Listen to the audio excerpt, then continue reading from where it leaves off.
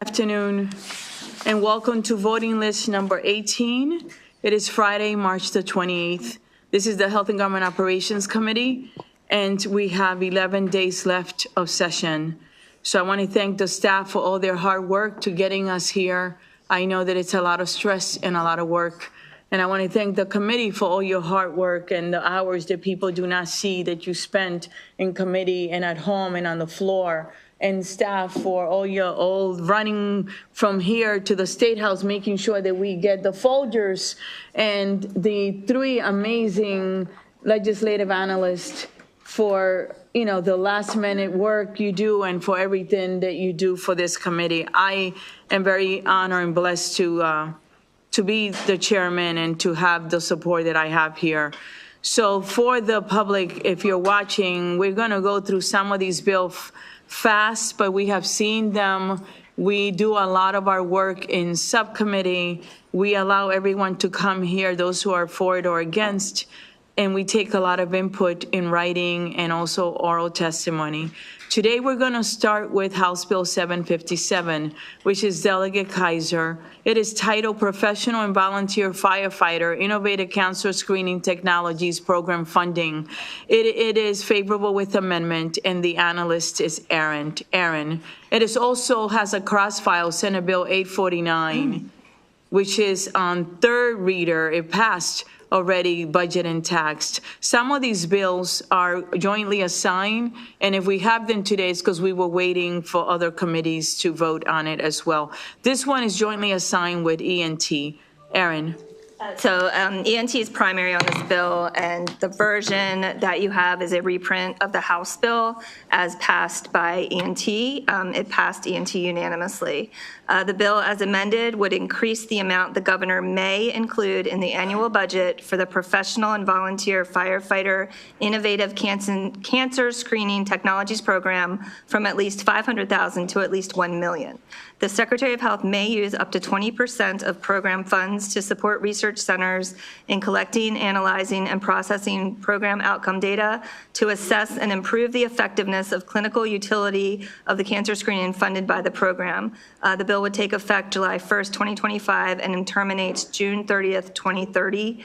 The amendments in ENT strike the provisions in the bill as introduced that would have altered the oil transfer fee, and it also alters the amount of funding that may be included in the annual budget bill for the program. Move the amendments. Second. So the amendments have been moved and second. Any questions or discussion on the amendments? All those in favor say aye. Aye. Any opposition to the amendments? Seeing none, is there a motion on the bill as amended? No. The bill has been moved and second. Any questions or concerns? Seeing none, all those in favor say aye. Aye. Any opposition on the bill? Seeing none, it passes. Who does not want to be on the bill? Will you be so kind and raise your hand? Seeing none, everyone will be on the bill. Let's move on to Senate Bill 349. This is Senate. Chair, do you mind taking the Senate Bill 849? Okay, I will do that. What's the Senate bill? 849? Yes. 1 second, let's do it. All right, thank you. Senator Guzzoni, Professional and Volunteer Firefighter Innovative Cancer Screening Technology Program Funding. Came out favorable with amendment. Aaron. Move the amendments. There's no, it's just a little, there's amendment in the packet because the bill as the Senate bill as it came to the House would have raised the discretionary funding up to $3 million, and the House only raised it up to $1 million. So this amendment makes that same adjustment to the Senate bill. So that it could be in the same posture. They will conform, yes. Any questions on that amendment? All right, do you want to try again? We already did it. Oh, we moved it. Okay, it's been second. Oh, any questions or concerns? Seeing none, thank you so much for keeping me honest. All those in favor say aye. Aye. Any opposition? Seeing none, on the bill as amended. The bill has been moved and second. Any questions or concerns? Seeing none, all those in favor say aye. Aye. Any opposition? Seeing none, the bill passes. So let's move on to Senate Bill 349, medical debt complaints for money judgment and real property liens. It's favorable, and it's the cross of House Bill 428 that passed back on February 24. It is Aaron. It's identical. All right. The bill has been moved in second. Any questions or concerns on this identical bill? Seeing none, all those in favor say aye. Aye. Any opposition? Seeing none, the bill passes. Let's move on to Senate Bill 357. Senator Guile, it's the Prescription Drug Affordability Board, that it's the bill that Vice Chair Collison had in this committee, House Bill 424. Lisa. So I think everyone's familiar with the bill, just a few changes that the Senate made. They added 3 members to the Stakeholder Council. They added a reporting requirement, and they require the board to consider the impact of setting an upper payment limit on patients with rare diseases. So in addition, I just wanted you to know that's already in the bill as the Senate passed it. In addition to that, there are some amendments in your packet on page 7. They provide that a specified report will include information to the extent practicable, and they clarify that the prohibition on applying an upper payment limit to a drug in a current shortage.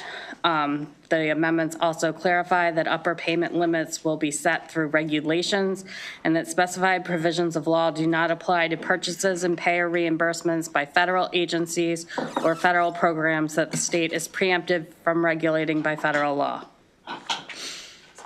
Okay. Delegate Collison, Vice Chair Collison. Thank you, Madam Chair. And all of the amendments, both those that were put on the Senate bill and the ones that are being recommended to you today, I have been in discussion with the advocates and the representatives of the board and the senator, the Senate sponsor. So we are all in agreement that these just make improvements to the bill.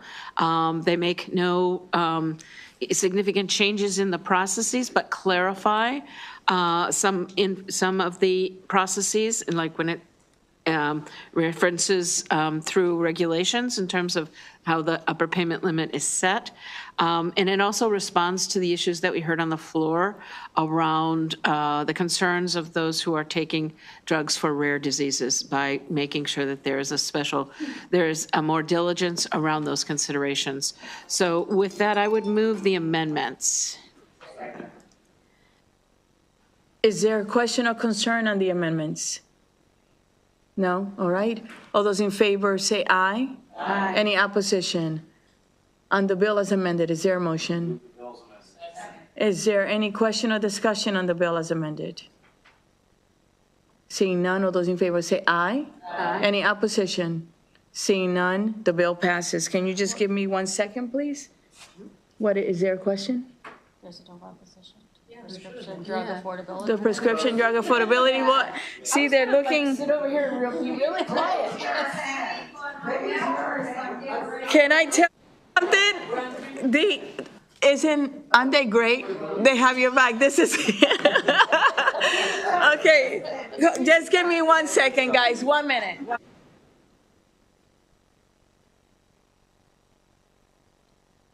Bill 357. Those in opposition to House Bill 357, please raise your hands. Okay, we have Delegate Shalega, Delegate Chisholm, Delegate Morgan, Delegate Riley, Delegate Hutchinson, and Delegate Kipke. Thank you. And can I tell you, if I did that, I would say, you owe me a key lime pie, you owe her a key lime pie. Or whatever she likes. What do you like? Come on. Key lime is good, and I'll share it. You share it with me. That's wonderful. I love you, Lisa. Okay. Let's move on to Senate Bill 474, Health Insurance Adverse Decision Notices, Reporting and Examinations. It came out, it is favorable with amendment. It is Lisa and Collison. It's the cross of House Bill 848 that passed the House floor. Lisa. There are amendments on page 8 of your packet, and these amendments conform to the House bill. They also require a private review agent to post specific criteria and standards to be used in utilization review on the members and providers pages of its website. Clarify that the requirement to respond to voicemails or emails within 2 business days only applies if a shorter time period is not otherwise required, and alters the effective date for certain provisions of the bill. Delegate Vice Chair Collison. Thank you, Madam Chair. The amendments that you have on page 8 came right from the Maryland Insurance Administration, where they saw concerns with the bill. They needed to step up the timeline on the private review agents, because otherwise we would be held up in utilization management going forward. So they needed to do that faster. And then we also needed to clarify that there wasn't any conflict in the timing between urgent and non-urgent responses to questions around denials and appeals. So with that, I would move the amendments. The amendments have been moved and second. Any questions or concerns? Seeing none, all those in favor say aye. Aye. Any opposition? On the bill as amended. The bill has been moved and second. Any questions or concerns? Seeing none, all those in favor say aye. Aye. Any opposition? The bill passes. We are now on to Senate Bill 547, Senator James, Commission to Study Health Insurance Pooling Establishment. It is favorable. It is Lisa and Vice Chair Collison. Lisa. Move the bill. All right, the bill has been moved and second. Any questions or concerns on this bill? Seeing none, all those in favor say aye. Aye. Any opposition? Seeing none, the bill passes unanimous. We have Senate Bill 587, Senator Muse, State Government Maryland Reparations Commission. It is favorable. It is Lindsay and Delegate Kerr. This bill establishes the Maryland Reparations Commission, which is staffed by the State Archives and the Public Historic. Okay. Bill has been moved and second. Is there any questions or discussion on the bill? Delegate Morgan. Thank you, Madam Chair. We had My some pleasure. discussions on this bill, I believe, when it was during the bill hearing. Yes. And personally, I wish more people really studied and looked at the history of America, like, objectively. Because the issue of slavery, the founders dealt with that issue from day one. And proof that they were trying to deal with this issue since day one, if you ever looked at the deleted paragraphs in the first couple drafts of the Declaration of Independence. If you've never heard of that, it's worth a Google to look up and look at the deleted paragraphs that Thomas and Jefferson wrote dealing with slavery. And this has been a political football since day one, because Thomas Jefferson wanted to add the abolishment of slavery as one of the grievances against the king, but he couldn't because they couldn't get buy-in from southern states. And it's been an issue literally since the first day of the country's inception. You move forward a little bit further to the Civil War, and proof that it became more of a political football, because you look at the Civil War ended when Republican Abraham Lincoln military defeated Democrat Jefferson Davis. And then Jim Crow started, and most historians agree in 1877, when the 1877 compromise came about over who was going to be president of the country because the election was so close.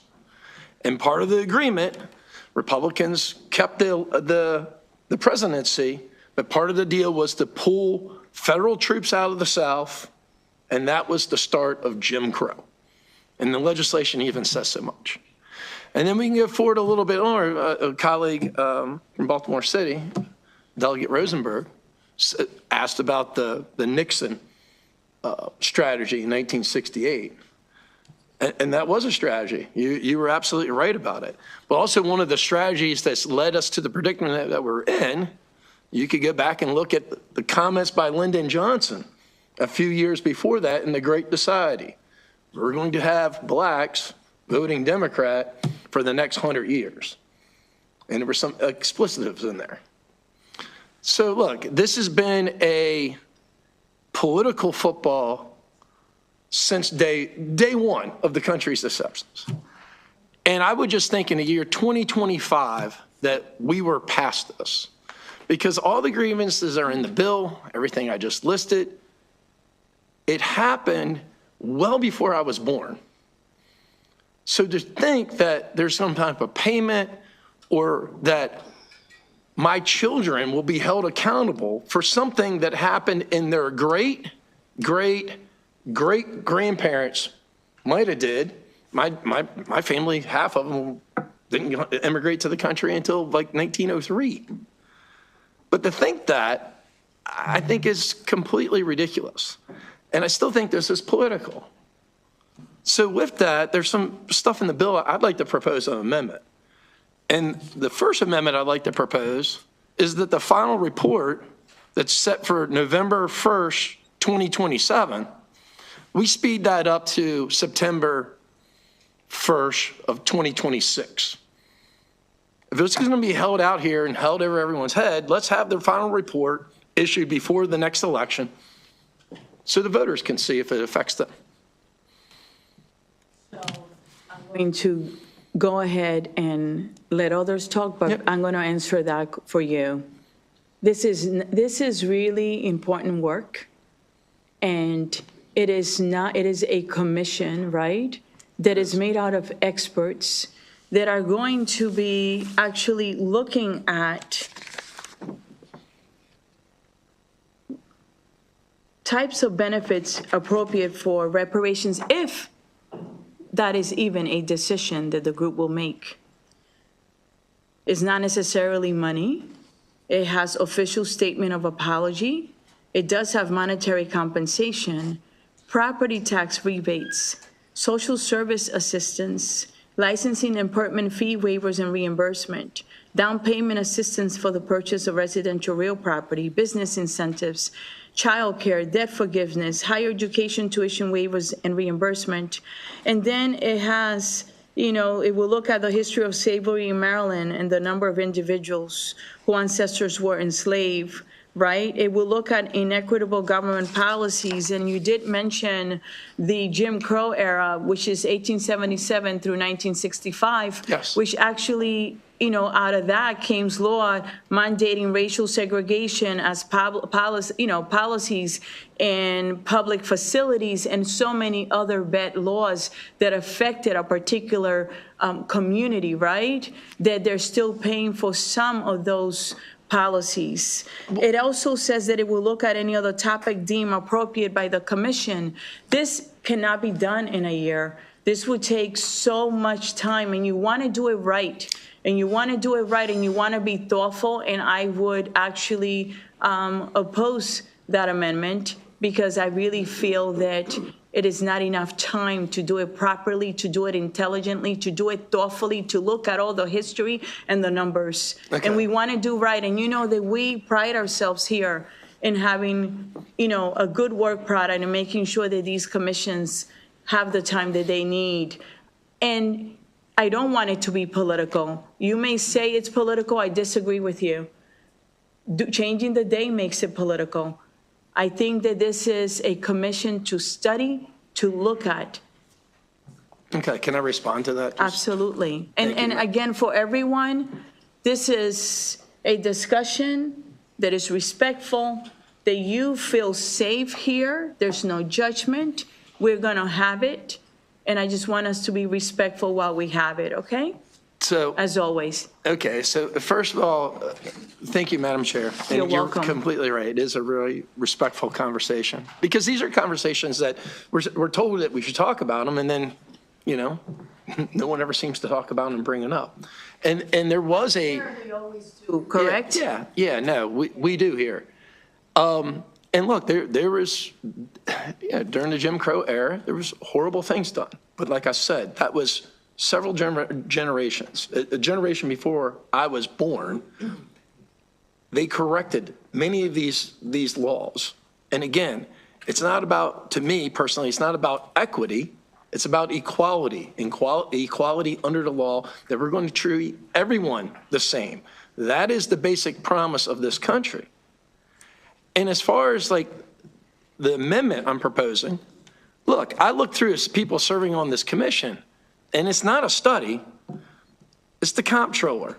It's a designee or representative of the comptroller's office, the treasurer's office, the state archivist,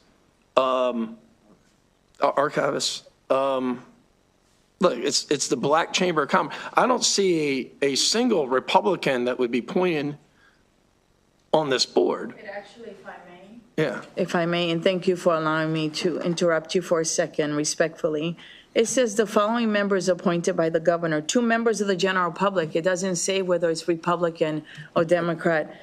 It says two historians with expertise. It doesn't say whether it's a Republican or a Democrat, a mental health expert as well. So I would say that there is room in this bill for there to be a Republican.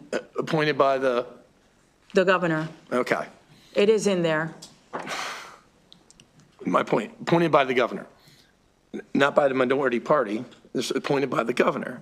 And as far as having the time to do this, look, this legislation, if it passes this session, that is a year and a half away from the proposed date of September 26th. Effect until later in the summer. Actually, what is the July 1st? So it's not like it goes. So it would be a year and a half to get what we've known. A year and 2 months, A year and 2 months. which is not enough. A Because year you and know 2 it months takes time to make the debate what we've appointments. been debating for years. I mean, this history is well known. You want to do it right, delegate. And you know, the appointments take time, right? Like the appointments made by the Speaker's office, the appointments made by the governor, the appointments made by the Senate president, and the appointments of all these chambers in different places, and the health officer, it takes time. I would bet that it takes a few months. So you're talking about less than a year. Well, I'll yield my time. I see a lot of lights on. I'd like to Thank hear you. what my colleagues have to And say. thank you for the discussion, and thank you for being respectful. I really value that, and I hope I'm giving it back as well. Absolutely you are. So I'm going to go to the right side just to be balanced. Is that okay? Delegate, who was first, Hill or Kaiser? Kaiser? Delegate Kaiser. I'll be brief. Thank you, Madam Chair. My pleasure. I know that others will speak more eloquently on this issue, but I think it's a complete incorrect reading of history to say that Jim Crow is over. The impacts of it still impact us today. You don't just suddenly pass a law and things automatically change. The opportunities for family to create wealth and invest and all the things that were taken away for hundreds of years, the advantages that were given to those who didn't have that wealth taken away. To say that this issue is just political, I think ignores the reality of so many people's lives in this state, in this country. So I'm glad we're moving this bill, and I'm done. Thank you. I'm going to, if I may, and I hope you give me a little grace, I'm going to be going back and forward, and just to also be balanced as to whether you're D or an R, I want to be able to not pile up and to be balanced, okay? So the way I have it next, I would like Delegate Chisholm to go, okay? Thank you, Madam Chair.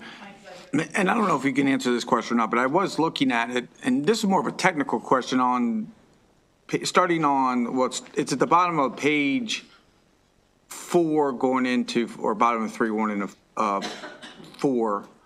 It says, in conducting the study required under paragraph 1 of this subsection, the commission shall examine reparations payments made and benefits offered in the United States by the federal government, states, cities, religious institutions, and colleges and universities. Is that studying payments that have already been made, or there's? It has been made already. For example, there were payments to the Japanese, Native Americans. There are cities, for example, California has been looking at it. There are many cities as well that have taken on the issue. Even here in Maryland, we have the city of Greenbelt, the city of College Park. So basically, the purpose of line 1 to 3 on page 4 is to look at what has been done, right? Just for example, as you're looking at it and you're examining it and you're doing the homework, just to see what else has been done out there. And then the types of benefits that were paid out in those That's correct, different if any. areas, and if any, and Yes. then what the results of those. That's correct. Okay. Thank you, Madam Chair. My pleasure, thank you. And in the spirit of being balanced, I'm going to now go to Delegate Hill. And thank you, everyone, for your patience, okay? Delegate Hill. Thank you, Madam My Chair. pleasure. I just want to, do I only get to have one thing? I can. I said, do I only get to say one thing, or I can talk a little bit of? Let's have just some little, some rules. Let's not make it personal. If you're gonna say something, say it broadly. You can say whatever you want right now. Okay. Okay, I'm not gonna limit you. I want you to tell me what's in your heart, and I want you to make your point. Is that fair? Perfect. Thank you. Go ahead. Thank you. So I do want to respond to the comments that my colleague and I think my friend for 10 years made. First, I think you are absolutely right that the issue of slavery and the underlying issues of humanity, recognizing the humanity of others, the idea that a group of people can acquire power to hold other people in enslavement has been an issue since well before the founding of the country, right? The fact that it became part and parcel of efforts to steal wealth from other nations to demonize the native people of those nations so as to justify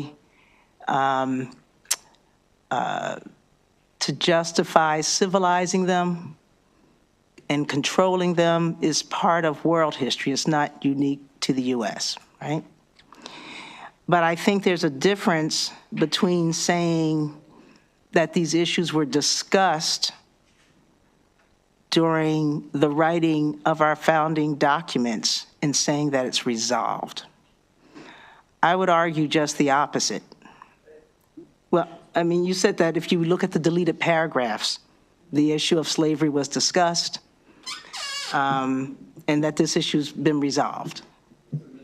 Okay, that's okay. You can come later. Okay. I agree with you that the big thorn, the big elephant in the room at the founding of the nation was, what are we going to do with these enslaved people on which our economy is so dependent? How do we measure our need to make money against our ethics and our professed faith? And how do we get those things to be in alignment? And you are correct that there was a need to pull those colonies together. And when they couldn't come to an agreement about abolishing slavery, the folks in power said, let's just put that off. We don't have to resolve that issue right now. So we'll do the compromise. We'll decide for political purposes, for purposes of power, that we'll count the slaves as 3/5 of a person. We'll count, in fact, even the unenslaved. Black Africans will be counted as 3/5 of a person, so that in the colonies, soon to be states, where they have a large presence, they can count for our representation in Congress, but they won't count so much as to actually have power, because if we count them as a full person, then the hypocrisy that we're writing into the documents, we will have to face. So that resolved it for a while. But it kept itching and nagging. And when Great Britain banned the slave trade, that became really problematic because the colonies in America were really dependent on it. And it began to be a stimulus for breaking away from England. Not the only reason, but it sure was a big part of it. But we didn't have that discussion because that was before the founding of the country. Once we broke away, it kept nagging at us because it just wasn't right. But we were so dependent on it for economic reasons, and frankly, because it's really hard to look at our daddies and our daddies' daddies and think that maybe they were doing something wrong. So we didn't want to face it. Then we had the bloodiest war to date in American history. Death on every side. And somewhere along the way, it became strategically important to free the slaves. The thinking at the time was that if we free them and we can get them to leave the country, then we can all be happy. But that proved problematic. Number one, after generation of being here, this was their home, whether they had citizenship or not. So they weren't really planning on going anywhere. Second of all, we still had that problem that the economy was just so dependent on free labor that if they left, what was America going to do? But again, we had this war where cousin fought cousin and brother fought brother. And when it was over, we still had this question about what are we going to do with these folks and what a nuisance they've become. But we didn't want to really have that conversation either, because it was just easier to say bygones, and we don't want to point fingers at folks that look like us. So after the assassination of the president, Johnson came in and they started the reconstructive era, as you said. And folks started complaining. So even though in many cases where slaves were freed, the former owners were paid reparations. They were paid money up to $300 a slave because those people were no longer theirs. I'm sorry, that property was no longer theirs. And at the same time, as we were, fulfilling our great manifest destiny and expanding across the country, we needed people to settle those lands and to keep that other group of people suppressed. So we began to give land away to any European coming to this country who would settle that land. And we found ways to give them land and other kinds of, what would we call them? Benefits. I guess some people call it welfare, I don't know. But to help them to do, but we couldn't figure out how to find land despite the promise of the general that will give each of you 40 acres and a mule. Okay? Had land, had some people we could give it to because they really were human beings. But the shadow property that was suddenly free, we as a country didn't want to deal with that, so we didn't really have that discussion. We didn't want to blame our cousins, and we didn't want to call each other bad things, and we didn't want to face ourselves in the mirror, so we kept putting it off. Then there were, the amendments that tried to right-set things, right? It didn't right-set for women, but it tried to right-set things for property-owning men. And when that got to be too difficult, and folks got to itch because we know that although we can oppress some people for generations, when other people who claim not to benefit from privilege have just a couple of years of not being able to do exactly what they want to whoever they want, they get uncomfortable and start screaming foul. It's just not fair. And I get it. I think for some people, if the playing field has always been tilted in your favor, subconsciously there must be some concern about whether you really can compete if the field were fair. So we didn't address it then.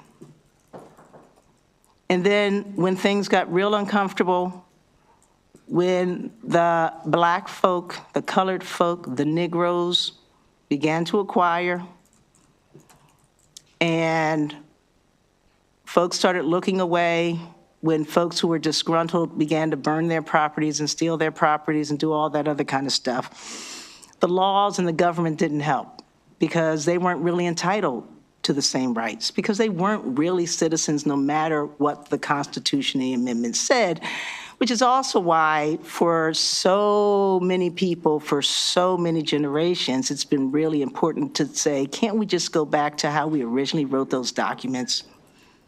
Why do you all keep trying to change it? Can't we go back to that originalist idea? Because that's when things were great. And so those are the issues that I think this commission is designed to look at. It's not just the 400 years of slavery. It's the ramifications for those who were enslaved and their offspring. It's the ramifications for the enslavers and their offspring. It's the realization that we are in a nation when we're trying to figure out how to move forward. And sometimes you can't move forward until you're willing to take a look back. We do it in our marriages. We do it in business relationships. And it would seem that it would make sense to do it in our national relationship and our relationships as citizens and friends and families. And that's all I have to say for now. Thank you. I know you want to reply, so that we don't lose the thought, you can go ahead. Thank you, Delegate Hill. I just want to address some of the inaccuracies and how I perceived that conversation. First, the difference in why the United States is special, because slavery has been on every continent and on the planet for a very long time. What's different about the United States is we ended it, and it did take the bloodiest war in the country's history to do that. And that was a huge sacrifice. You made a comment earlier about the 3/5 of a person. You realize the 3/5 of a person was a compromise originally to take power away from the southern states. That was a compromise to try to end slavery. It wasn't for the lack of representation from black people. It was trying to, because, and look, history, if you don't learn from it, it repeats itself. The same argument that we're having now about representation, you can make the same claim about the illegal immigration that we have in this country, because we've had enough population to come into this country that represents maybe as many as 20 to 25 congressional seats. So that historic mark of that was trying to limit the southern states to get this problem corrected. The thing about the United States, the history is far from perfect, but it is self-correcting. Again, everything you listed, 90% was, I believe, historically accurate. It still all happened before I was born, before my kids were born, and untangling the history in a mixed race society that we have in America, it's impossible. No other commission has successfully done this. They've come up with different mechanisms and pay. And look, to me, when it gets down to it, this is about the splitting people up. And I just completely disagree with this philosophy that we need to split people up into these oppressors versus oppressed categories. This is bad policy for the state. That's my opinion. I am going to go to Delegate Woods. Thank you, Madam Chair.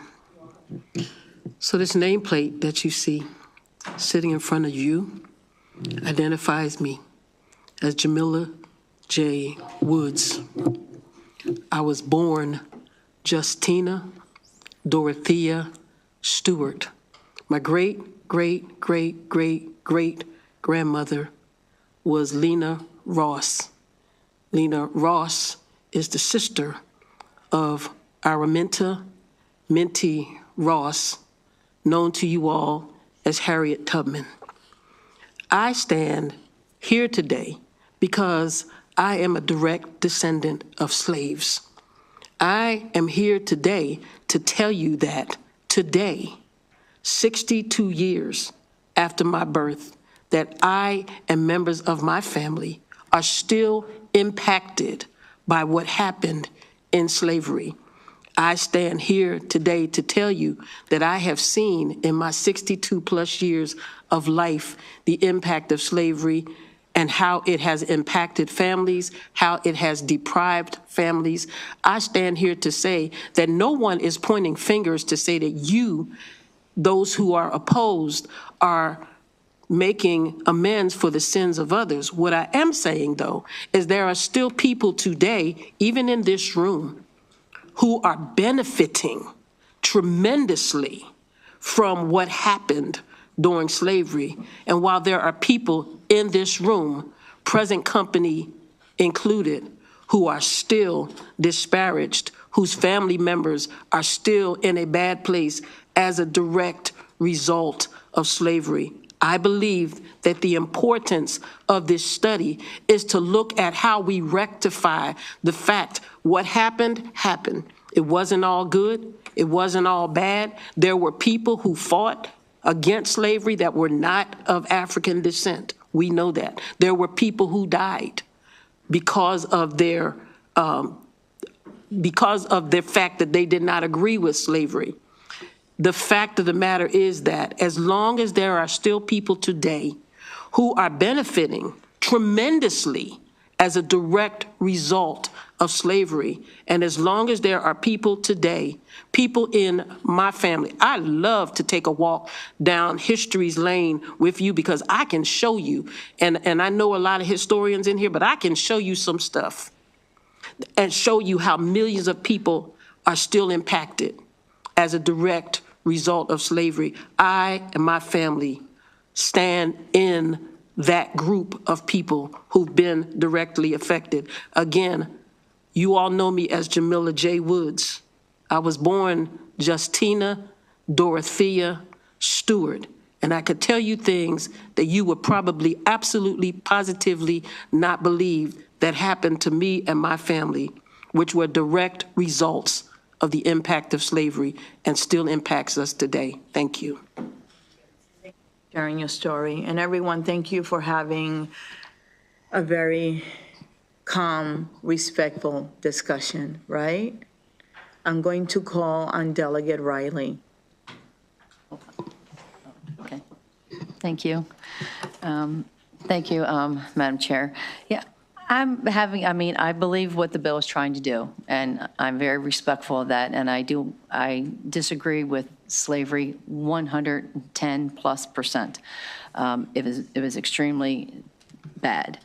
And I'm glad it was finally eliminated. But at this point, looking at this bill, I'm really having a hard time believing that it's not today picking winners and losers.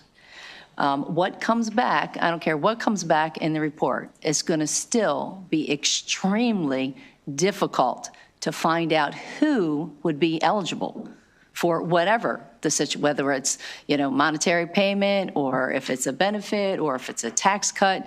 It's going to be extremely difficult because, as you said, it impacted many, many people, and there's still generations today that are impacted. So it's going to be extremely difficult to find out, I believe, who is eligible. Then, in doing that, you're going to pick winners and losers. Not only slavery, we spoke about this before during the House bill. Even with slavery, there's been other folks that have not had such good livelihoods in the United States of America. So again, picking winners and losers. And then also, I think it has a possibility of just continuing the racial divide that we currently have in the country.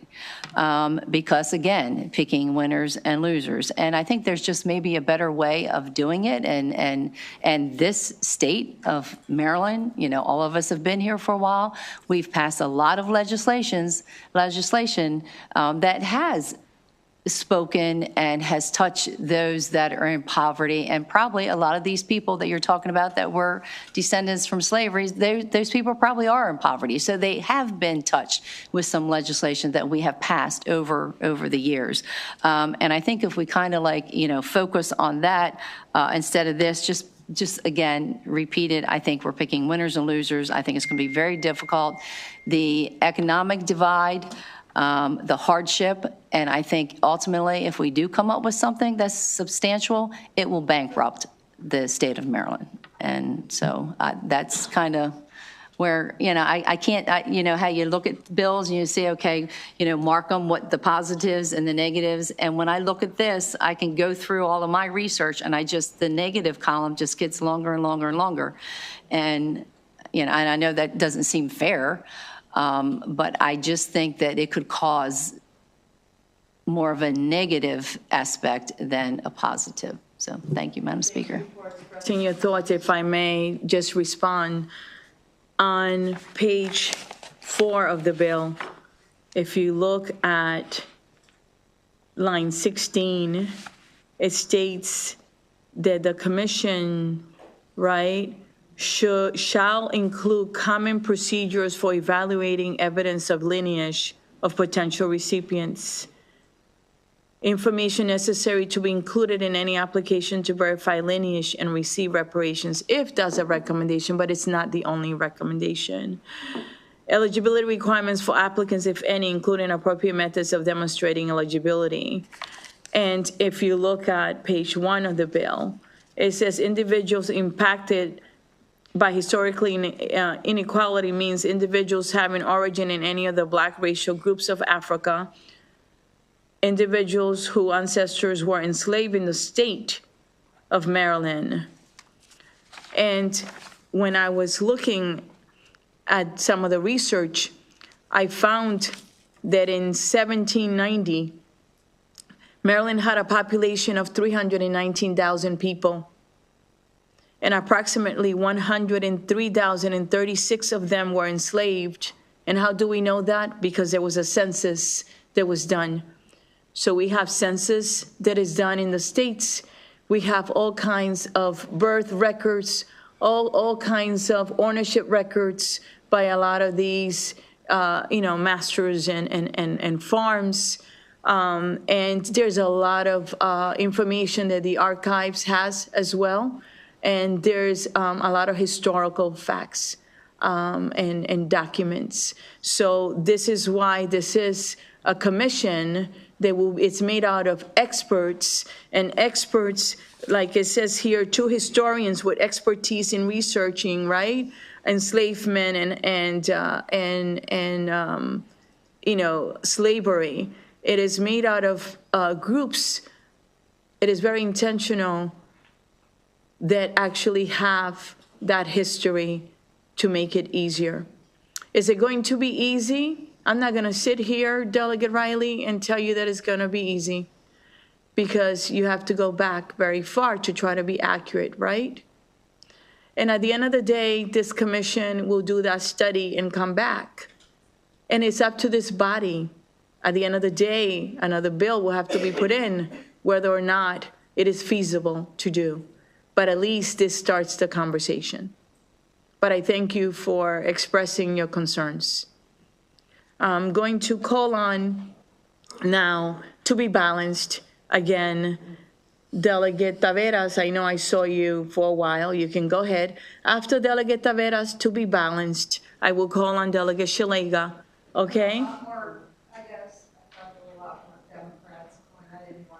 No, I'm going to call on you. I want to be balanced, okay? I don't want to pile up. I want us to have a very even discussion, okay?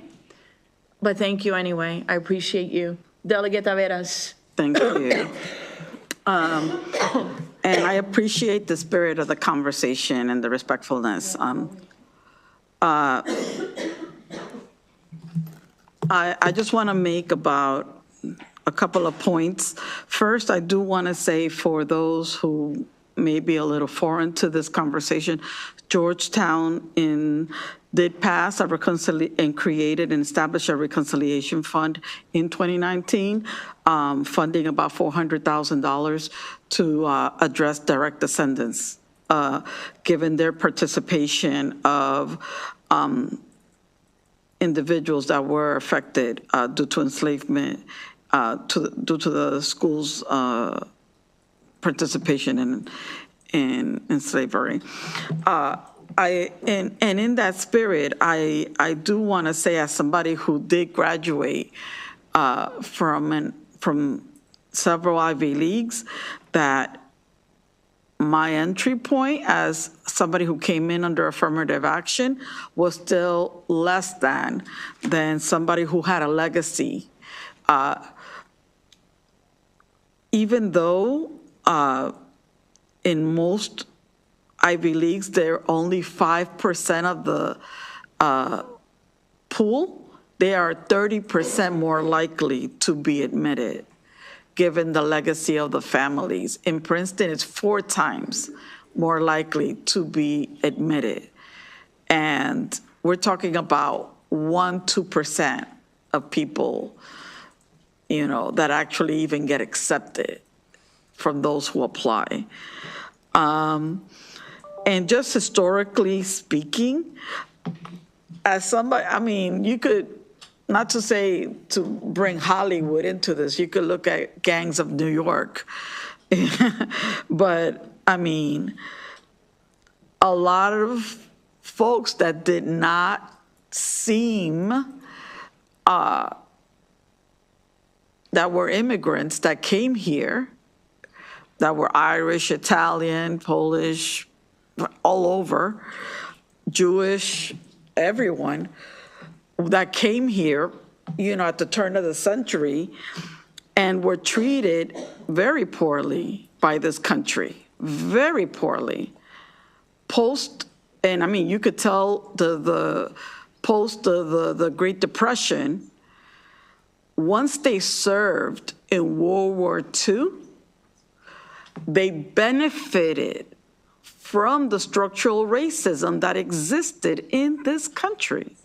Once they assimilated, they benefited by the redlining that occurred, the reestablishment of Immigration and Family Reunification Act of 1952, that reunified our families, and even in the SBA loans that were provided, where certain families were provided SBA loans in Black neighborhoods versus whites. You don't think that Asian people just magically happen to open up businesses in Black neighborhoods.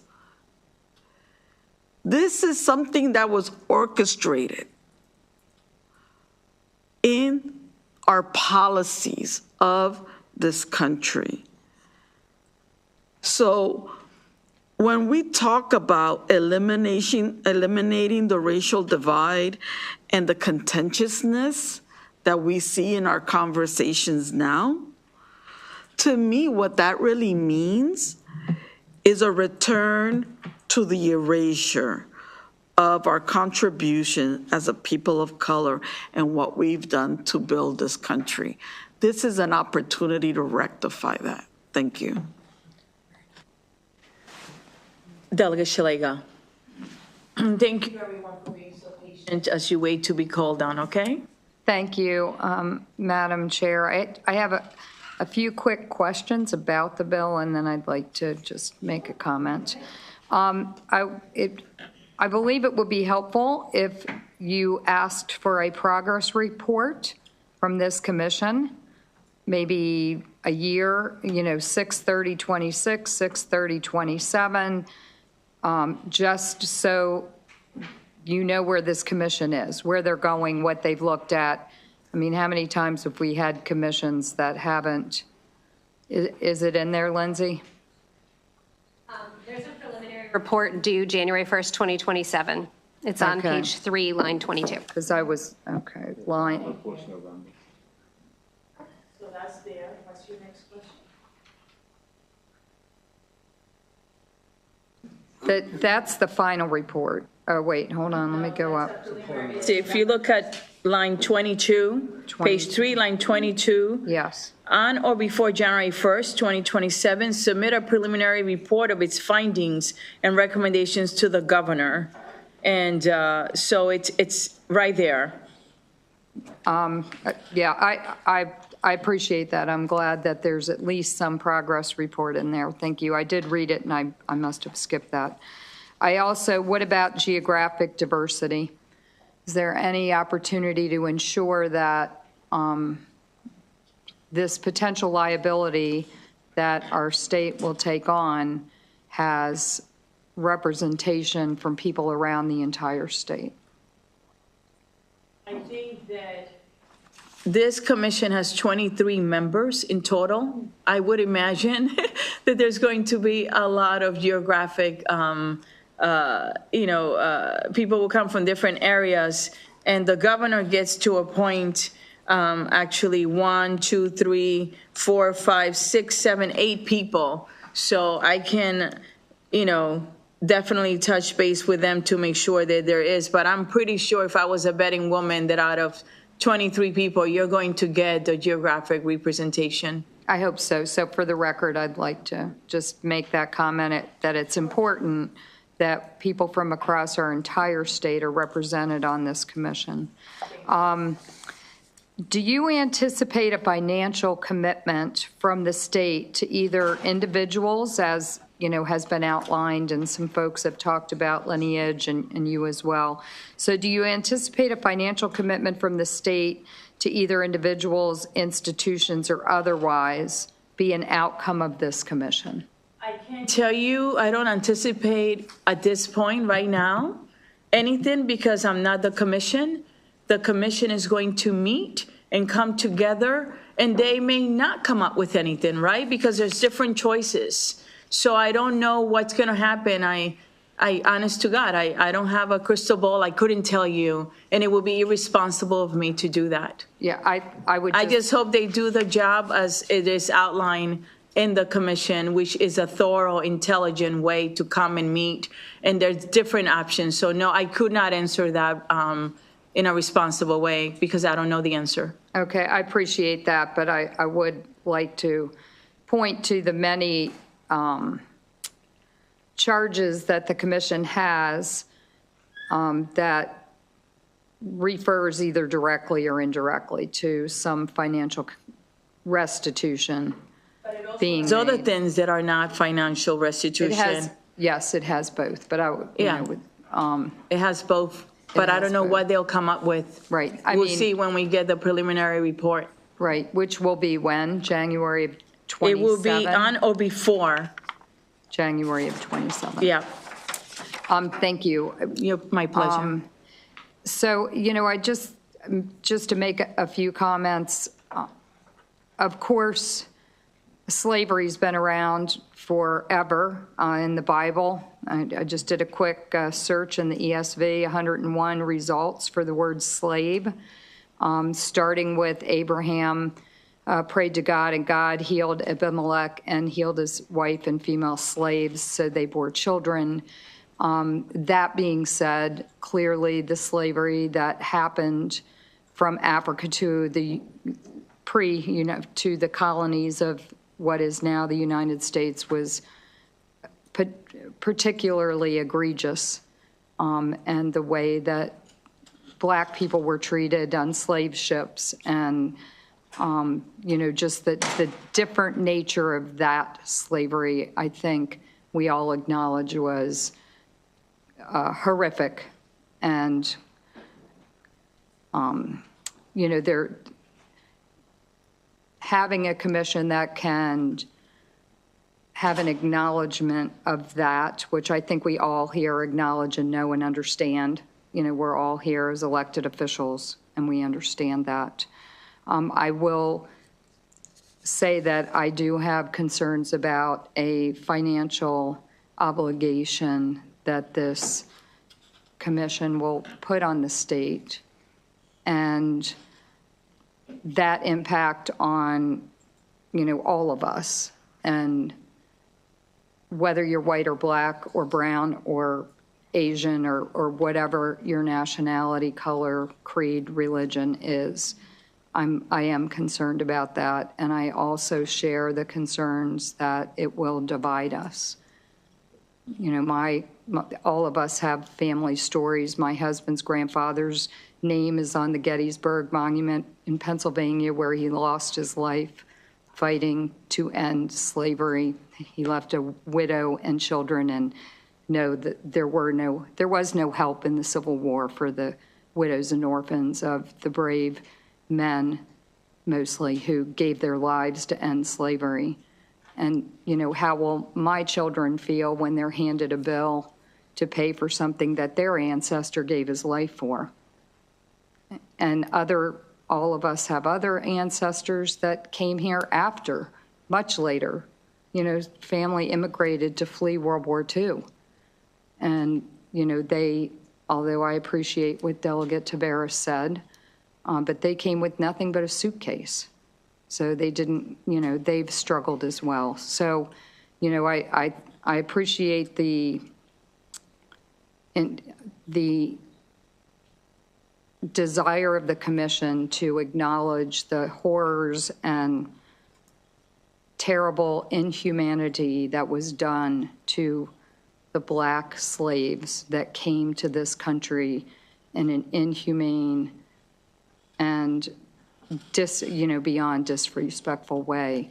But I remain concerned that the outcome of this is not going to be what those who are supporting it will vote for. And I also am concerned that I will be called a racist because I'm voting against it. Thank you. For, you know, expressing your concerns and your thoughts. You know, I always welcome it here. I don't know what the outcome of this commission is going to be. I do know that on page 5, line 1, it states that they will look at potential sources of funding if that was one of the decisions, including fees paid by private businesses and organizations in the state that have benefited from the institution of slavery or inequitable government policy. So that is one of the criteria as well. I respect your concerns and take it respectfully, okay? I'm going to actually call in the interest, again, of being balanced. I'm going to go to my right, and I know that Delegate White-Holland has been waiting for a while. I do want to thank everyone that has been so patient and having a discussion that, as in the interest of being transparent, always is a difficult one to have, right? But the fact that we're having it, and we know that we love each other in this committee and that we're still respectful, right? Means the world to, you know, to me, that you're having it in that manner. So Delegate White-Holland, is your turn. Okay, thank you, Madam Chair. And I do appreciate the conversation in which that we're having.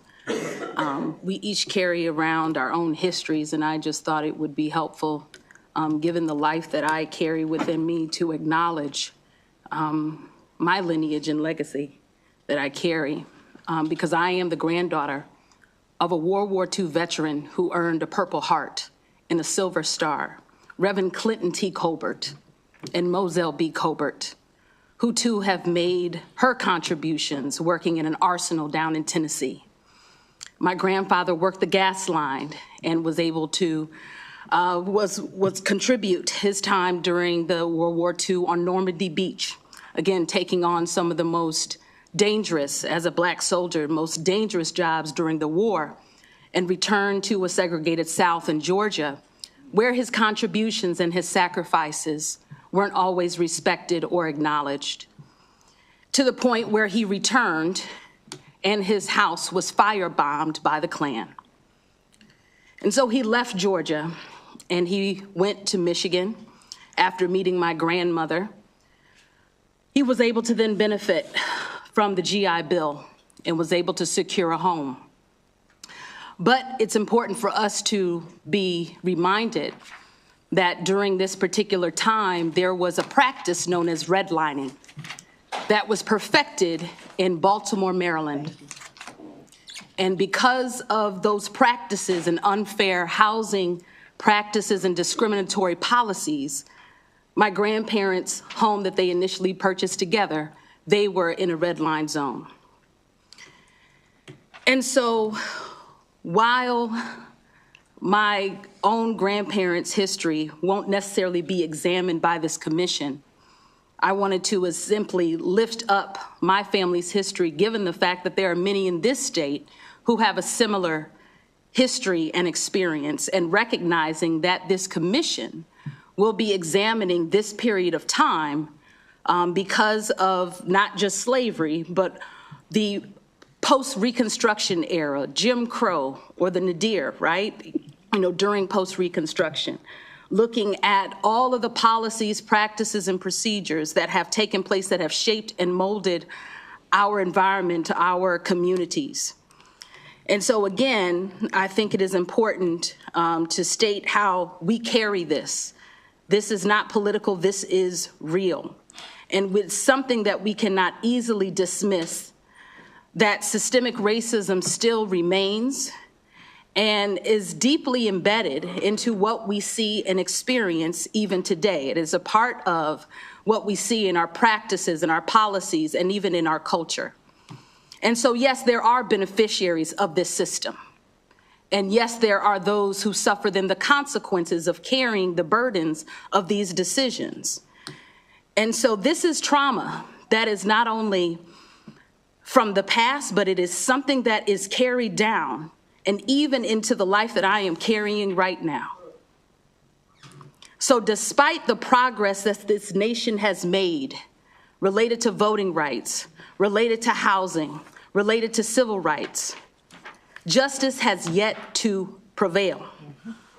And so this commission that is simply just exploring, studying, and examining well-documented records about these systems, the totality of these systems, of these practices, of these procedures, and its impacts, it is very possible to untangle and unravel this history. And yes, it might be an ugly history, but it is a history that we all must face and look at and stare at and to face head on. This is truly about truth. And I think it is something that is owed and is needed to not only address the ails of the past, but to address the issues of the present, and to address and to ensure that the future, that future generations can know and, if anything, stand upon our shoulders and recognize the work, the further work that needs to be done. And so I simply could not sit here silent without expressing not only my own history and the shoulders in which that I stand on, but recognizing how those policies, how those practices have even shaped my journey even to this seat. And so with that, Madam Chair, I am very pleased to support this legislation and look forward to receiving whatever reports and outcomes that this commission will move forward. Thank you. Thank you for your story with us, and congratulations on expecting, and may God bless you and your child. Okay, we're gonna go to the left, and I'm going to call on Delegate Bagno. Thank you, Madam Chair. This morning I gave a bit of a tongue-in-cheek prayer, but the theme was the courage to do the hard things. And this is a hard thing, because we don't know what we don't know. And, you know, I'm a process person, and I'm a big picture person. I don't think that's a shock to anyone in here. No. And it is hard to contextualize something that is so big and so terrible, and to reconcile our desire to make right what we know we never can. When I was a little kid, we had a sign coming into our neighborhood, and I loved it. It said, Cape St. Clair, a covenanted community. Now, I was a little kid, and I didn't know the difference between covenanted and coveted. So every time I'd see that sign, I was like, this is a neighborhood everyone wants to live in. And when I got a little older, my parents explained to me the difference between covenanted and coveted. They said, coveted means people want to live here, and covenanted means some people can't. Now, by the time they moved into that neighborhood, the covenants were not enforced. But after that, I hated that sign because it was shameful. And it was shameful that it was there. And it actually remained there until 2018, when the neighborhood decided it was time to go. They needed to reconcile with that history. And I will say my parents did a great job of contextualizing this. They didn't make me feel like an oppressor. They didn't tell me it was my fault. But they wanted me to be clear about my responsibility in doing better. So, our colleague very rightfully spoke to the fact that this is political. And I think that's accurate. I think it is a moving target because civil rights are political, property rights are political, access to public services and accommodations and schools and libraries and places of employment and worship, all the things that government regulates are political. And what I appreciate about this approach is it helps to remove the politics by looking at the facts. It looks at the history, and it helps us contextualize it. And it also gives us the opportunity to scale something that is so big and so hard to Maryland. It gives us the opportunity to let Maryland lead the conversation and to help us at least contextualize what happened here in Maryland and how we start that conversation as it relates to Maryland. Now, I grew up here, but my family's not from Maryland. In fact, they came here because my dad was drafted to Arlington during Vietnam. But it doesn't change the fact that I feel Maryland in my DNA, and I feel a responsibility to do better for Maryland. Our colleague very articulately and eloquently spoke about how slavery and Jim Crow and redlining and segregation, these are national and generational traumas. But we're a health committee. And when we experience trauma, we know that there are therapeutic tools that we use to recover from that trauma. It doesn't go away. When you have physical trauma, there are still scars. But this commission is tasked with looking at those scars and what we can do to heal.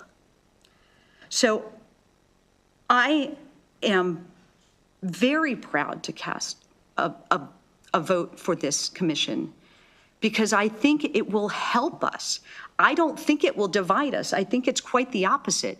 It gives us the opportunity to start healing these long, scars that we have simply ignored. A good friend of mine once described it as an arrow in your arm. So it's like walking around with an arrow in your arm. You know it's there. It hurts. But the idea of grabbing it and pulling it out is so scary because it sounds so painful that you're like, this is tolerable. I can deal with the pain of the arrow in my arm. I don't know if I can deal with the pain of pulling it out, but you can't start healing until you do. So this commission will give us the opportunity to finally pull that arrow out of our arm and start healing. And we can start just as a state, because trying to figure out all of it is just too big. So this is a place where we can start. Thank you. I am going to go to Delegate Ross because she's been waiting for a while. And then after Delegate Ross, I'm going to go to Rosenberg and then Delegate Waterman, okay? Delegate Ross. Thank you. I don't mind waiting. So I just wanted to say that it's kind of like, I was thinking about this, it's like if a house burns down, you can replace the house. It can be a better house.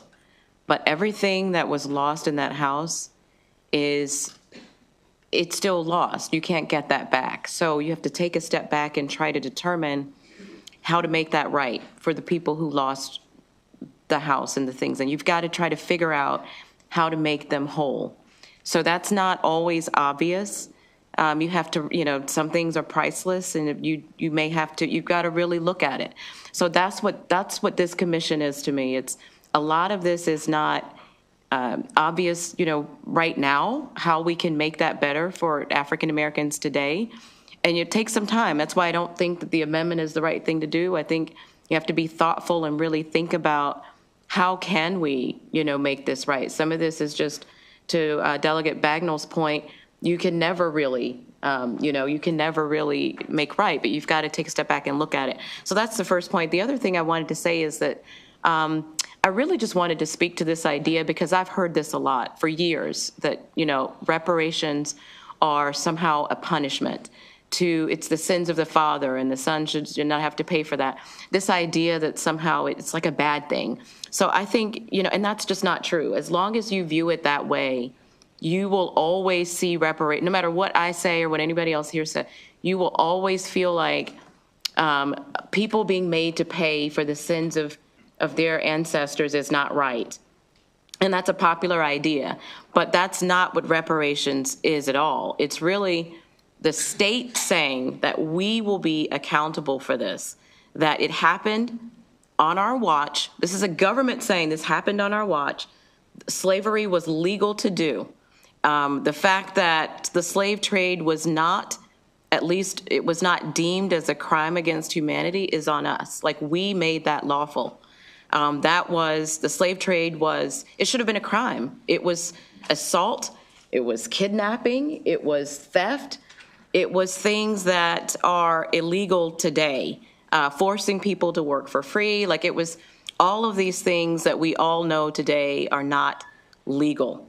And so as it relates to slavery, it was the government said that was okay to do. So it's the state saying that we acknowledge that we were responsible for allowing that. It's not any particular person. It's the government saying that this is on us, that we allowed that to happen. So, and I agree. I actually just wanted to echo a little bit. I think Delegate Bagnall may have said this. I actually don't either think this creates a racial divide. I hear the point. I understand it, as Delegate Riley articulated it, but I don't think so. I think that on a practical level, obviously reparations helps to level the playing field. But I think even beyond that, I think it helps to make people have more pride. I would feel more pride in my state with a commission like this in place. I would feel good about living here. I think other African Americans would feel who might consider making Maryland their home one day, as I did as a young person when I decided to move here. I think they might feel like this is a more welcoming state, that they would set up a commission to look at this, to study this. That feels like a place that I want to call home. And I think, yes, there are some other disadvantaged groups of people and communities, but I think they might be inspired by this. They could look at this. This could be something that could bond us, that we all could say, this is a step forward. This is, in this particular case, related to African Americans, but this could open a door. Certainly there could be other, bills and commissions and things that could take place that might address some of those other groups. But I think this could be something that could unify us around this idea that we recognize what happened. something, we don't quite know what, needs to be done to level the playing field in all the ways already discussed. I think that decision alone, no matter what, I think that decision to look at it is something that means just as much to me as any actual reparations bill eventually, hopefully, will. So I think I agree that Delegate Riley is right. I think that, it may be difficult. I don't think any of us thinks it would be easy. That's why there's a commission that needs to be stood up to look at it. The time that the bill is calling for needs to be what it is and not cut shorter than that, I don't think. But I'm curious enough, I think it matters enough for us to want to study it, to tell me what's feasible, who's eligible, et cetera, et cetera. So I think if you don't like it when the study is released, then you don't have to support, whatever reparations bill may come of this at that time. But I think at this point that we cannot close the door before we even know what we need to know to make an informed decision about it. So I don't think there's winners or losers in this. I think this study is something that could be a precedent, could be a roadmap for future studies and reparations for other disenfranchised groups in the future. So I don't think there's any losers. I think everybody wins with the bill like this. Thank you. Thank you very much. I appreciate it. Delegate Rosenberg. Thank you, Madam Chair. My pleasure. I think one can say, and I think it's correct to say, that our budget debate, in terms of the influence of slavery on contemporary Maryland, that our budget debate was influenced by slavery to the extent that our relationship and so many of our citizens' relationship with the District of Columbia and how that affects our economy, because the decision to make the District of Columbia the capital of the new country was one of the compromises between the southern states and the northern states, and may in fact be what took place in Hamilton, the musical, in the room where it happens, that was the deal that is commemorated there. My grandmother was born in 1900, and she lived on the street, grew up on the street parallel to the street where Thurgood Marshall lived. But there were Jews on one street and Negroes at the time on the other. McCullough Street and Drudel Avenue in the heart of West Baltimore. The houses are still there, the streets are still there. There's a neighborhood in my district, Roland Park, where there were restrictive covenants, no Jews or blacks, or I would assume also Chinese. And one of the people locally who led the fight to break that down was Leon Sachs, who was the father of Steve Sachs, the Attorney General of Maryland. And this is not some inside story. He met with Joe Meyerhoff, as in the Meyerhoff Symphony, later, as in the Meyerhoff Symphony Hall, to say, you're building homes here for the Roland Park Corporation that you can't buy. And Mr. Meyerhoff said, I can't afford not to. Now, one of the cases that Thurgood Marshall, of course, the very first case he brought on the way to overturn Plessy versus Ferguson, separate but equal, was on behalf of a recent college graduate named Donald Gaines Murray, whose statue is outside, next to the two children from Brown and Thurgood Marshall himself. But Marshall also brought a suit against restrictive covenants in a Midwestern state to make the point that going to court to enforce a restrictive covenant was state action. And before the Civil Rights Acts, you needed to demonstrate that there was state action involved for some illegal act. And let me just close with, I think, many of you probably know that I'm an Orioles fan, but I don't know how many of you know that for some 20 years I would go to a ball game with Justice Scalia. And we occasionally did talk. We never talked about a decision before it was reached. We knew that. I knew that. But his wife once asked me what I thought about voter ID. And I was somewhat taken aback because she certainly knew by then that I was a liberal and would not support voter ID. But I then said to the justice, I said, well, this gives me an opportunity to ask you a question that I never felt was the right time to ask. And that is, if Justice Marshall was still in the conference, the closed meeting of the 9 justices, and he told you all a story about what it was like to live in a rural southern county and to have to go to the courthouse to get something done, would that still have an impact? And Scalia shook his head and very dismissively said, well, those things happened 50 years ago. Well, they're still reverberating, if that's the right word, 50 years later. And that's why we need this study. Thank you. For sharing your story, and all of you, thank you for opening up your hearts and sharing very personal things and listening with your heart and mind. Really appreciate it. I have Delegate Warman and then Bandari. Oh, and Delegate Johnson. It's okay. Delegate Warman. Thank you, Madam Chair, and thank you all for this conversation. As I keep saying, I'm new to this, and I'm new to this conversation, and obviously very new to this, as I'm an immigrant myself. So my family doesn't have deep roots here.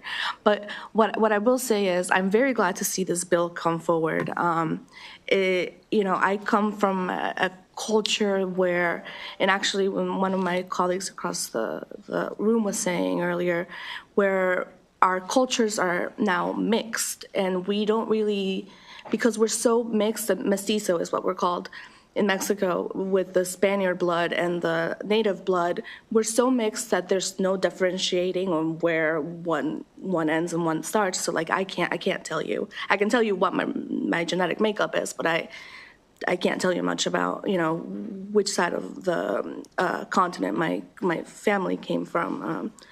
But anyways.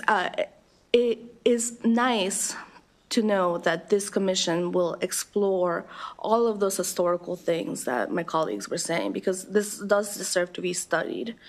And again, in my culture back home in Mexico, we don't have this where we've studied this extensively, and that trauma is just kind of there.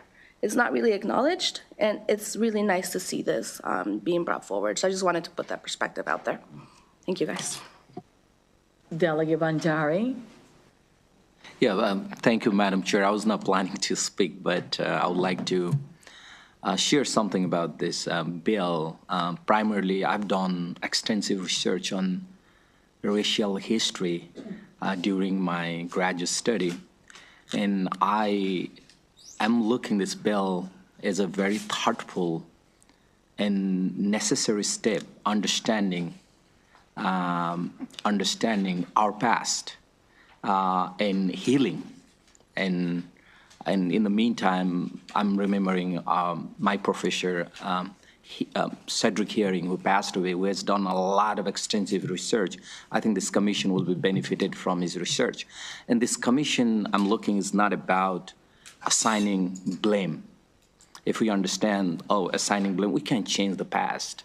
It is about creating a space to examine our shared history. I was not born here either. I came from Nepal, 8,000 miles away. But I will have my history as well, right? It's a shared history. And listen to impacted communities and explore recommendations grounded in evidence and empathy that everybody has.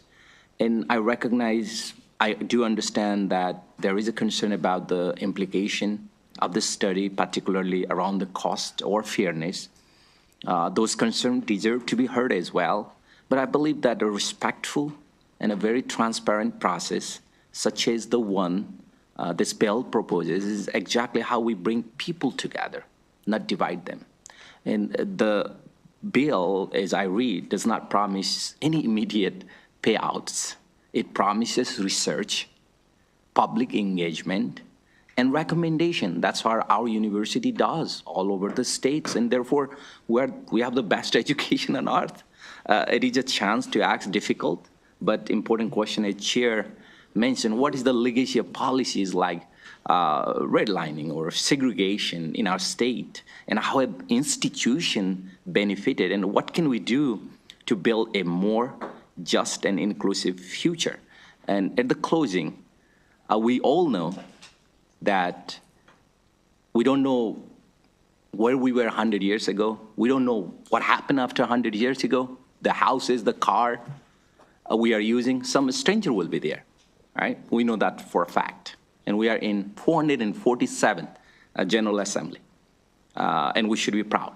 And our democracy is the strongest when we are willing to confront history honestly, and work together to address its consequences. And I believe nothing is perfect. The Senate Bill 587 reflects our state's commitment to fairness, dialogue, and thoughtful progress. And I support that vision.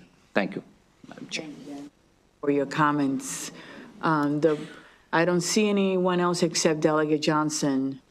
Delegate Johnson. Thank you, Madam Chair. And I wanted to go last because I wanted to hear what my other committee colleagues had to say, because I'm not coming to you from the history side of this bill. I'm supporting the bill, voting for the bill, but I don't want to give a history lesson, and I don't want to repeat some of the things that have been said. But my comments are from the angle of the culture of this committee being fair and balanced. And when I listened to Senator Muse present this bill, and then I heard one of our minority party colleagues ask a question that he said he thanked him for asking that question, said, I had not thought of that you've given me something to go home and think about. So, everybody in here knows I'm pretty much a team person. And we also say Team Maryland. So sometimes I put myself in someone else's shoes to see how maybe they would feel about something. So we have appointments in this bill, but I can see how our minority party colleagues might feel that they may not get a voice or get to be part of this whole process of this bill.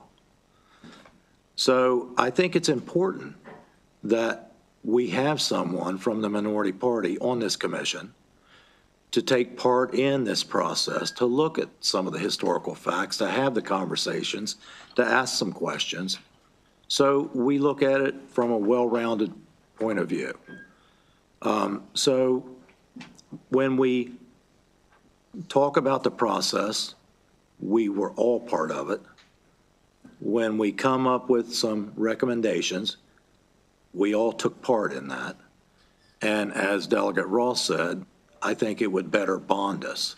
So I would like to see something in the bill that assures we have a member of the minority party in this commission. So we are all fair and balanced. That's all I have to say. Thank you. Thank you. I know the bill allows for 2 members of the House, 2 members of the Senate, okay? And I think that given the time that we have left, I don't want to delay it anymore. However, I'm sure that leadership is listening, okay? And what I can commit to is to speak to leadership and ask for one of those appointments to be, from the member of the minority party. And I can give you that promise without delaying the bill further. Thank you. In the interest of fair and balance. Thank you. I appreciate it. Thank you. Delegate Hill. Madam Chair, and thank you all for the discussion. I wanted to add the following thoughts, and I'm only speaking for myself. And I want to, I guess, try and assuage, not to counter what the promise that the chair just made in the request from my colleague, Delegate Johnson. I'm always, for myself, when people seem to feel that the issues of racial oppression in this country somehow line up with Democrats being against it and Republicans being for it, or remind us, you know, that the President Lincoln was a Republican, et cetera, et cetera. I don't find our history to be dependent on one party or another. It's just not. And which doesn't mean there doesn't need to be representation. It's not about that. But I just want to make it clear, we've been equally oppressed, and the system has been stood up equally by both sides. And the benefits and the detriment have been on both sides. And I think that, you know, thinking personally, that when we center our policies or our attitudes around how is it going to make, if we look back, how is it going to make the folks who have benefited feel, instead of centering around how does it make the people who've been oppressed feel. We're perpetuating the history of prioritizing the goals, the needs, the wants of the people in power over those of the people they oppress. And I'm hoping that one of the outgrowths of this commission, should this bill pass, would be for once to have an honest conversation that racism in this country is a tool of oppression, that in this country, to Delegate Shalega's point, there are few things that are considered worse to be called than a racist, except maybe a pedophile. And that's very telling. Being called a racist is considered so bad that Proud Boys don't want to be called racist. White supremacists don't want to be called racist, okay? And I think that the conversation is better had when we recognize that it's not about racism, it's about the fact that the reality of America is that all of us have been racially conditioned. Thank you, Delegate Hill. And that's where I want to stop. Delegate Martinez, and then Delegate Morgan, and I'm going to wrap it up, okay? Delegate Martinez. Thank you, Madam Chair. We spent a lot of time on a bill that we, one, heard in the House version. We had a Senate hearing. It passed the Senate with very little conversation or debate. But our committee does the due diligence of making sure that we get it right, right? We measure twice and cut once here. And that's one of the things I really appreciate about the work we do here in the Health and Government Operations Committee. And for some, this has been a very uncomfortable conversation. But I think that's exactly the reason why we need this commission and why we need to have the conversation. This commission, this bill, SB 587, is saying no longer are we going to kick the can down the road. We're going to see what reconciliation truly looks like for Maryland. I'm the only one in this room that represents a municipality that's doing that work, that's looking at how the city of Greenbelt, which was founded after the Great Depression, which was founded as a New Deal community, but was built for people that didn't look like me.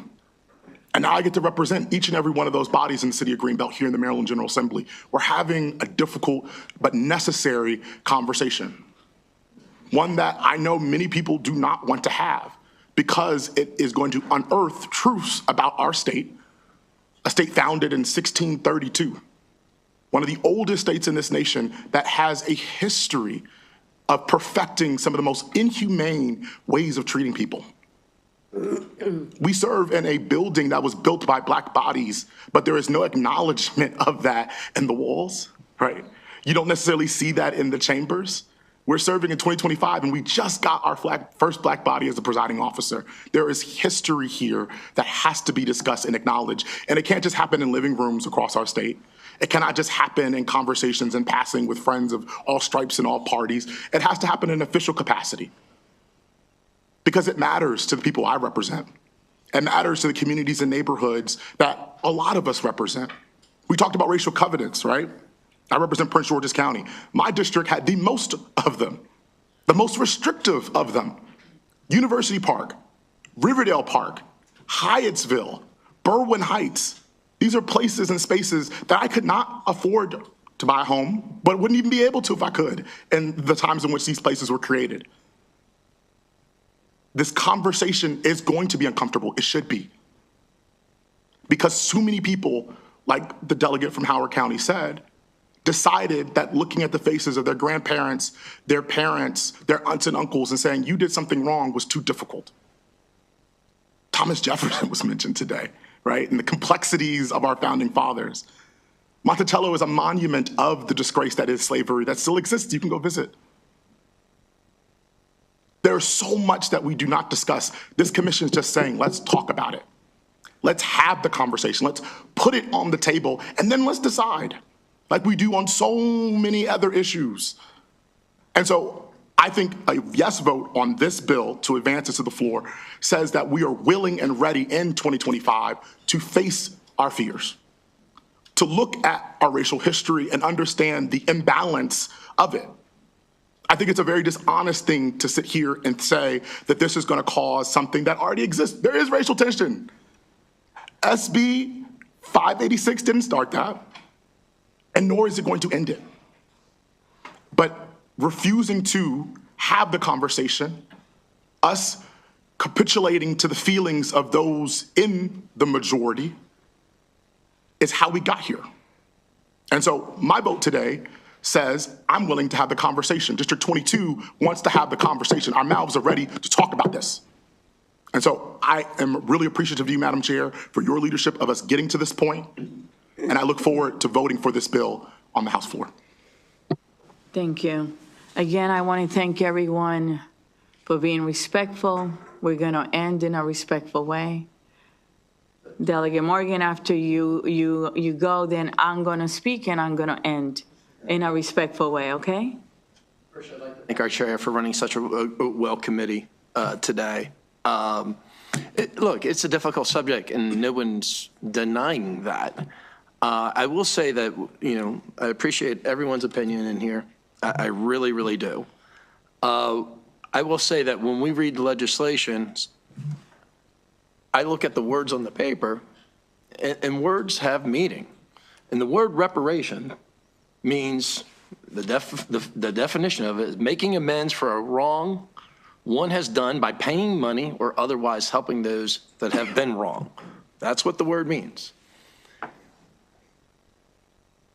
I think the price in this country to correct these wrongs has been something that has been fought over, spoken over for decades and generations. And I can't wait for it to finally end. Because the truth is that America is the most culturally diverse, least racist society on earth. And it should be appreciative. And I'll end with that. Thank you, Madam Chair, for a delightful discussion today. I appreciate the time to get everyone's opinions out and not just to run it through. You did a wonderful job. Thank you. That, and I want to thank each and every one of you. I want to thank the staff This is not easy for you, and we don't even look at you, what you must be feeling, right? And you cannot even speak. So I want to first acknowledge that, every single one, okay, down to our state trooper. I want to say that the word reparation means the making of amends for a wrong one has done by paying money to, or, there's an or, otherwise helping those who have been wrong. I want to say that Maryland is not at it alone, that there's state-led initiatives such as California that established a task force in 2020. Illinois, Evanston, a city in Illinois, created a restorative housing reparations program, not money, housing reparations program, to address historically anti-Black housing policies.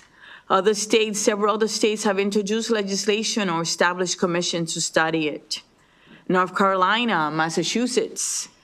At the city level, you have Detroit, Michigan, St. Paul, Minnesota as well. Other cities such as Asheville, North Carolina, Boston, Massachusetts, Berkeley, California, are considering strategies.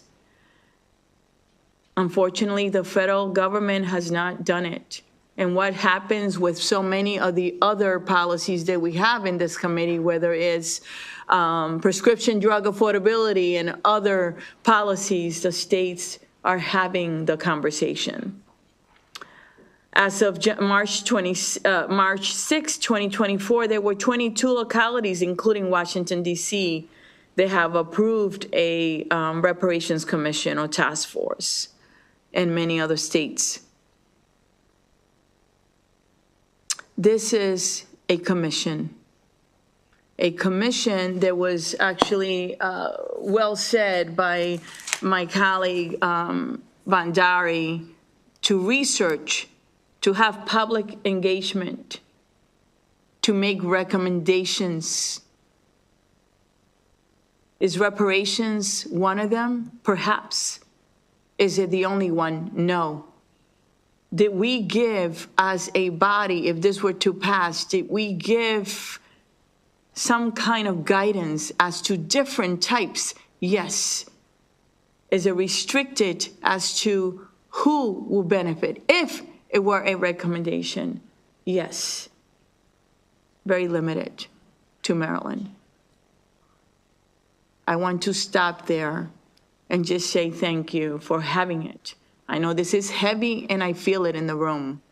And I'm glad that it is Friday and you get to go home and clear your mind, whether it's a walk, a cup of tea, a long shower, a movie, whatever it is.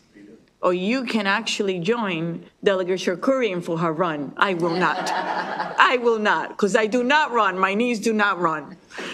Okay, that being said, is there a motion on the bill? Move the bill. The bill has been moved in second. We have had a respectful discussion, and I can't thank you enough. All those in favor say aye. Aye. Any opposition? Delegate Shalega, Delegate Chisholm, Delegate Morgan, Delegate Riley, Delegate Hutchinson, and Delegate Kipke. Again, I call their names not to call them out, but that is how we do it in this committee so that staff can have the names, okay? I want to thank everyone here on both sides of the aisle for being respectful, for being honest, for listening, which is so important. Let's move on to the next bill, please. The next bill is Senate Bill 849. Oh, we did? Oh, how about Senator West, 956? We have not done that, thank you. Senator West, health insurance, this is Senate Bill 956. Health insurance, Medicare supplement policies, insurance producer commission. It is favorable, it is Lisa and Vice Chair Collison. Lisa. This bill requires a carrier to pay the same commission rates to an insurance producer for the sale of a Medicare supplement policy. Second. Okay. The bill has been moved and second. Any questions of discussion on the bill? Seeing none, all those in favor say aye. Aye. Any opposition to this bill? Seeing none, the bill is unanimous. Can you please take us down? And please, can you stay on for just a second? Thank you, everyone, for being with us.